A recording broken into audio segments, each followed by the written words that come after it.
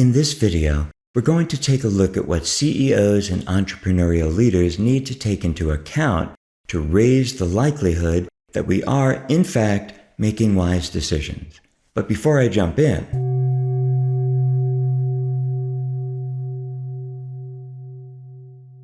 conscious leaders strive to evolve the foundation from which we operate, a core foundation from which wise decision-making best flows.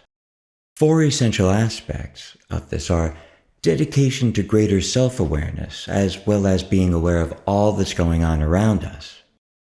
An imperative to live in integrity and in alignment with our deepest values and the principles we hold high. An ironclad commitment to be in truth with ourselves and others, to give up the game of fooling ourselves.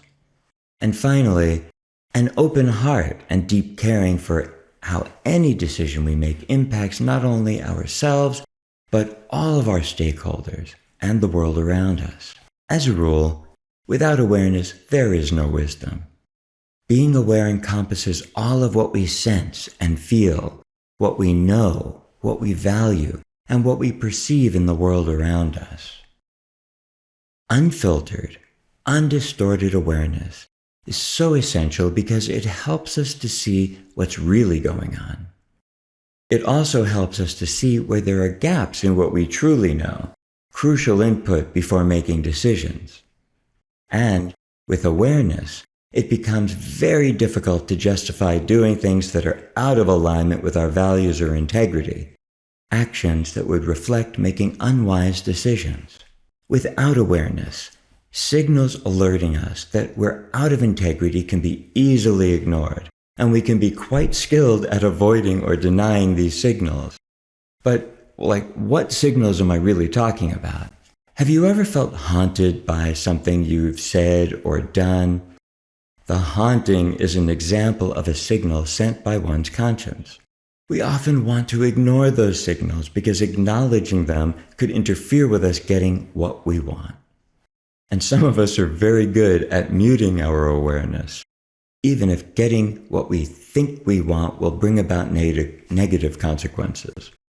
Like having the company pay for our luxury yacht, even though our employees are struggling to keep up with inflation, or their teams are lacking the resources they need. A need for short-term gratification is usually the culprit. It comes from a kind of inner starvation, where there's never enough. The hunger for more food, more drink, more money, more romance, more recognition, more power. We all experience this to some degree, and raising our awareness supports us in addressing our needs in a healthy way, rather than being run by the needs, like puppets. So what are some core areas in which we need to raise our decision-making awareness as conscious leaders? Well, every decision will be better informed if we're aware of what we and others think and feel, what our needs and desires are and how they're influencing us, how we behave when trying to meet those needs, and how well we're aligned with our values as we address this decision. All of this provides information and insight into the forces at play within us when making decisions. With this heightened awareness, we stand a far greater chance at arriving at wise decisions rooted in integrity. Wise decision-making requires a holistic view that incorporates traditional business case assessments like market trends, sales projections, competitive analyses, but that's just the beginning of our process. Conscious leaders assess a broader range of potentially far-reaching impacts our project may have on various stakeholders like customers, employees, shareholders. And because we recognize and value the interconnectedness of everyone and everything on the planet, we also look at how we might positively or negatively impact or influence our industry, our competitors, our cultures, and the environment. This doesn't mean that if there's any possible harm resulting from our project that we have to shelve it. We live in an imperfect world, but it does mean that we aren't solely motivated by personal or shareholder profit. that we'll take far more into consideration in our assessments. So in wise decision-making, our intent is to raise our awareness so that we can take all that we're able to notice into account, to weigh what we see, and find ways in which we can mitigate or minimize any possible impacts. Conscious leaders also take feelings into account. As we endeavor to make a wise decision, we pause to become more aware of how we and others feel about various aspects of our decision at hand. It's important data. It opens our eyes to what's going on within us and others, and it provides a richer picture of what's going on. It's not as simple or basic as becoming aware that some people feel sadness or have fear about possible decisions, then telling them, suck it up and work it out for yourselves. It's about learning what within our situation may be contributing to those feelings. If the sadness is arising from the likelihood that 10 species will disappear from the planet if we decide to move forward with our project, then that's certainly important information for us to consider. Our team will be a sample of our customer and community base, so it's important that we pay attention to that.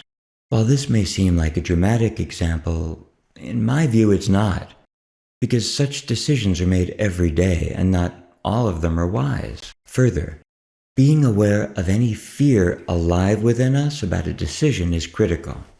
If we address the fear head-on, it's far less likely to unduly influence us. Free of fear's influence, we can see the landscape of our project from a more neutral vantage point, and this allows us to see with greater clarity, and it increases the odds of arriving at wiser decisions. CEOs leading from a place of being in balance, centered, grounded, and being honest with ourselves have a great edge. We do our best listening when we are centered and grounded.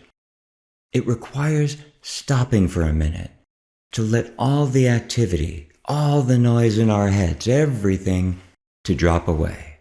I know that can be challenging with so many demands on our time, but it's essential if we aspire to expanding our capacity for significant clarity so we can make wise decisions. As we let all the noise drop away, we can become more still.